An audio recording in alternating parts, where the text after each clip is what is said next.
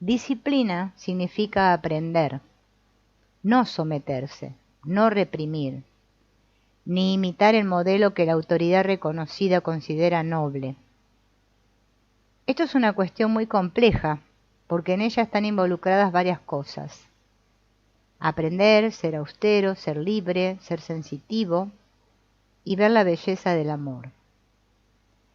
En el aprender no hay acumulación. El conocimiento es diferente del aprender, porque el conocimiento es acumulación, fórmulas, conclusiones, un movimiento sin centro, sin principio ni fin. Para aprender sobre uno mismo no puede acumularse lo que se aprende. Si hay acumulación no se está aprendiendo, sino simplemente añadiendo conocimiento al ya acumulado sobre uno. El aprender es la libertad en la percepción, en el ver, y uno no puede aprender si no es libre. Ese mismo acto de aprender tiene su propia disciplina, no se trata de disciplinarse y luego aprender. Por lo tanto, la disciplina es libertad. Niega toda conformidad y control, porque el control es la imitación de un modelo. Y un modelo significa represión, reprimir lo que es. Y resulta imposible aprender sobre lo que es, cuando existe una fórmula de lo que es bueno y lo que es malo. Aprender sobre lo que es la liberación de lo que es. Por eso aprender es la forma más alta de disciplina. Pero para aprender se requiere inteligencia y sensibilidad. La austeridad del sacerdote y del monje es algo cruel.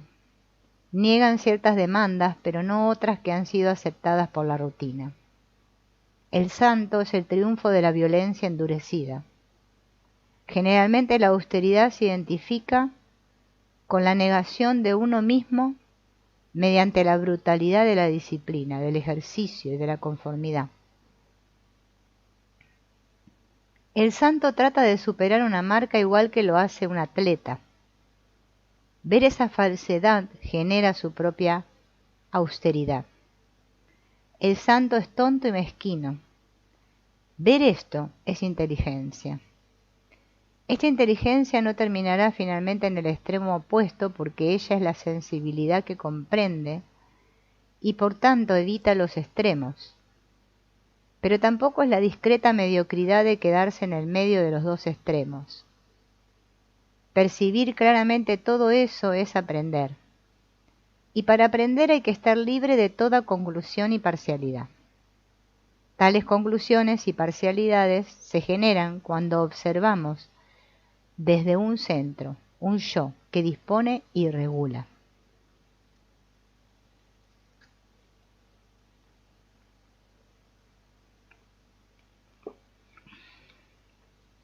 Y no estamos hablando de la objetividad rígida del microscopio, sino de un estado en el cual hay compasión, sensibilidad y profundidad. La disciplina es aprender y aprender acerca de la austeridad no genera violencia hacia uno mismo ni hacia otro. Pero la disciplina tal y como es entendida, generalmente es un acto de la voluntad, lo cual es violencia. En todo el mundo la gente cree que la libertad es el resultado de una disciplina sistemática, pero el ver con claridad tiene su propia disciplina, y para ver con claridad debe haber libertad, no un ver controlado. Por consiguiente, la libertad no está al final de la disciplina, sino que la comprensión de la libertad tiene su propia disciplina. Las dos están inseparablemente juntas. Cuando las separamos surge el conflicto, y para superar ese conflicto interviene la acción de la voluntad, lo cual genera más conflicto. La libertad está al principio y no al final. El principio es el final. Aprender todo esto tiene su propia disciplina. Y el mismo aprender requiere sensibilidad. Si uno es sensible a sí mismo, a su medio, a sus relaciones, si uno no es sensible a lo que sucede a su alrededor, en la cocina o en el mundo, por más que se discipline, terminará por volverse cada vez más y más insensible, más y más egocéntrico y eso genera innumerables problemas. Aprender es ser sensible a uno mismo y al mundo que lo rodea, porque uno es el mundo. Si uno es sensible a sí mismo, seguro que será sensible al mundo, y esta sensibilidad es la forma más alta de inteligencia. No es la sensibilidad de un especialista. Esa fragmentación no genera sensibilidad. ¿Cómo puede uno amar si no es sensible? El sentimentalismo y la emotividad niegan la sensibilidad porque son terriblemente crueles. Son los responsables de las guerras. Del mismo modo, la disciplina no es la instrucción del sargento, ya sea en el campo de entrenamiento o en uno mismo. Aprender durante todo el día y durante todo el sueño tiene su propia disciplina extraordinaria, que es tan suave como una hoja tierna de primavera y tan veloz como la luz. En esto hay amor. El amor tiene su propia disciplina y su belleza escapa a la mente ejercitada, moldeada, controlada o torturada. Sin esa disciplina la mente no puede ir muy lejos.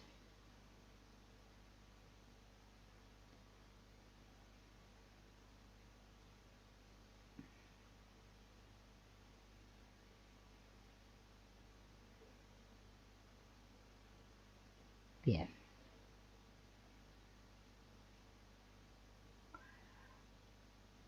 Y pregunta a la persona, ¿no? ¿Qué estoy buscando? En realidad no lo sé. Sin embargo, hay un tremendo anhelo en mí por algo que va más allá de la comodidad, del placer. Ya he tenido todas esas cosas, pero ese algo es diferente. Lo he sentido durante muchos años y me parece que no soy capaz de alcanzarlo. Tal vez esa cosa esté frente a mí y no la veo. No me diga cómo mirar, he leído mucho de sus escritos y sé lo que quiere decir. Lo único que deseo es extender mi mano y tomar esa cosa, sabiendo muy bien que no puedo retener el viento en el puño. Se dice que si uno opera un tumor con sumo cuidado es posible extraerlo intacto de su propio envoltorio.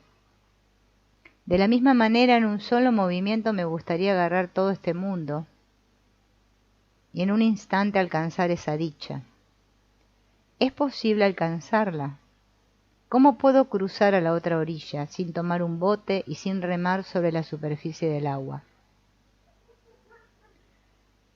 Y Krishnamurti le dice, efectivamente esa es la única posibilidad, encontrarse por sorpresa e inexplicablemente en la otra orilla, y desde allí vivir, actuar, hacer todo lo que uno hace en la vida diaria. Y le preguntan, ¿pero esto es solo para unos pocos? Lo es para mí, realmente no sé qué hacer. Me he sentado en silencio, he estudiado, examinado, creo que bastante inteligentemente. Y por supuesto desde hace tiempo he descartado los templos, los santuarios, los sacerdotes. Rehúso ir de un sistema a otro. He venido aquí con la máxima sencillez. Y Krishnamurti le dice, me pregunto si usted es tan sencillo como cree. ¿Desde qué profundidad está formulando esa pregunta? ¿Pueden su mente y su corazón recibir eso? ¿Son su mente y su corazón sensibles al menor susurro de algo que llega inesperadamente?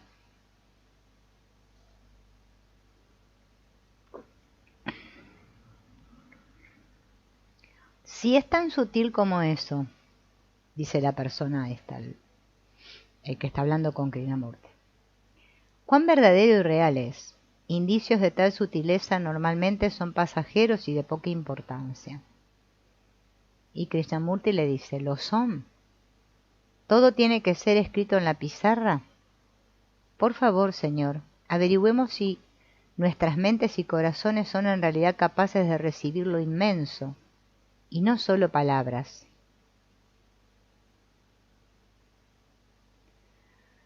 Es mucho más importante no hacer nada que hacer algo. Pues puede la mente permanecer completamente inactiva y por tanto estar sumamente activa. El amor no es la actividad del pensamiento, no es la acción de la buena conducta o de la rectitud social. Y como no puede cultivar el amor, tampoco puede hacer nada respecto a él.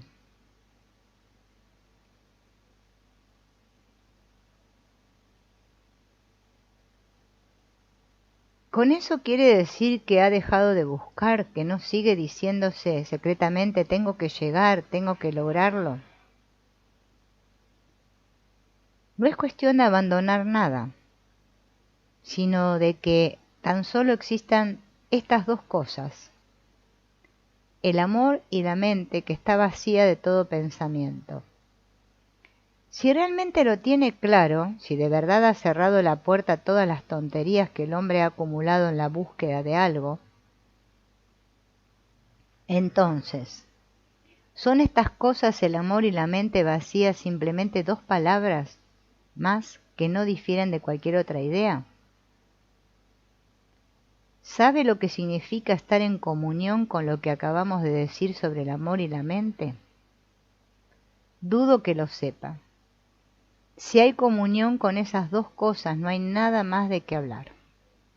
Si existe comunión con esas dos cosas, entonces toda acción surgirá desde ahí. Sin esas dos cosas no hay posibilidad de avanzar y puede que no haya ningún lugar a donde llegar. El deseo de retenerlo es ruido y eso significa perderlo.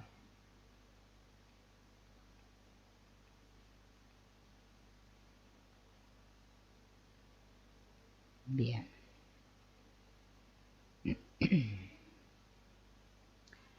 Siempre miramos las cosas parcialmente. En primer lugar porque estamos distraídos y en segundo porque las miramos con prejuicios, con imágenes verbales y psicológicas. Por eso nunca vemos nada de forma completa. Incluso mirar objetivamente la naturaleza nos resulta muy difícil. Mirar una flor sin ninguna imagen, sin ningún conocimiento botánico, simplemente observarla nos resulta muy complicado, porque nuestra mente está vagando, es indiferente, y aunque está interesada, mira la flor a través de ciertas apreciaciones, descripciones verbales, que parecen dar al observador la sensación de que en realidad ya la ha visto. Pero ese mirar deliberado no es ver. Por eso nunca vemos la flor, porque la miramos a través de la imagen. Quizás resulte bastante fácil mirar algo que no nos afecta profundamente, como cuando vamos al cine y una escena momentáneamente nos conmueve, pero al rato lo olvidamos. Sin embargo, muy raras veces nos observamos a nosotros mismos sin la imagen, que es el pasado, con nuestras experiencias y conocimientos acumulados. Tenemos una imagen de nosotros mismos y creemos que debemos ser esto y no aquello. Previamente hemos desarrollado una idea de nosotros mismos y a través de esa idea nos miramos. Pensamos que somos nobles o innobles y ver lo que realmente somos nos deprime o nos atemoriza. Por eso no somos capaces de mirarnos a nosotros mismos y cuando lo hacemos es una observación parcial. Pero cualquier cosa que es parcial o incompleta no genera comprensión. Tan solo cuando nos miramos totalmente, existe una posibilidad de estar libres de lo que observamos.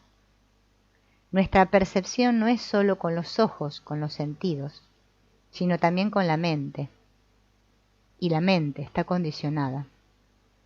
Por lo tanto, la percepción intelectual es una percepción parcial, aunque a la mayoría de nosotros parece satisfacernos y creemos que hemos comprendido. Comprender parcialmente es la cosa más peligrosa y destructiva.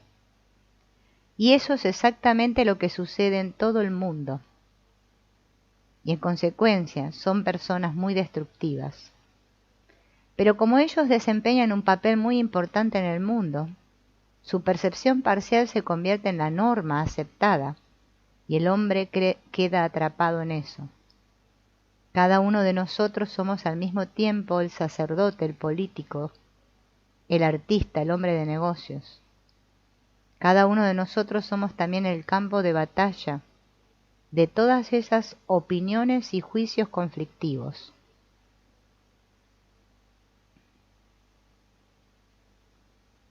Cuando uno ve un precipicio peligroso o se encuentra frente a un animal amenazador, no hay una comprensión o acción parcial, hay una acción completa.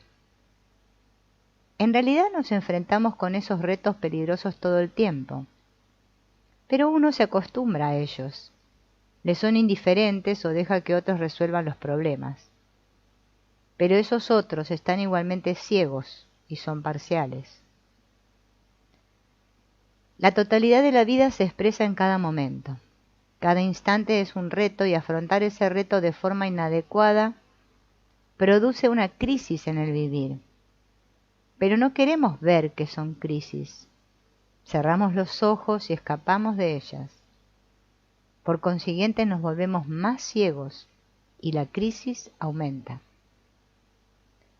Si uno ve un movimiento de forma total, en esa totalidad está incluido cualquier otro movimiento. Si uno comprende un problema completamente, entonces comprende todos los problemas, porque están relacionados. Por lo tanto, la pregunta es, ¿puede uno comprender, percibir, ver un problema tan completamente que esa comprensión incluya el haber comprendido todos los demás? El problema tiene que verse mientras se desarrolla, no antes o después, no como un recuerdo, como un ejemplo. O sea, de nada serviría entrar ahora a considerar el enojo o el miedo. Lo que debemos hacer es observarlos cuando surgen, porque la percepción es instantánea. Uno comprende algo instantáneamente o no lo comprende. Ver, oír y comprender son instantáneos, mientras que escuchar y mirar tienen continuidad en el tiempo.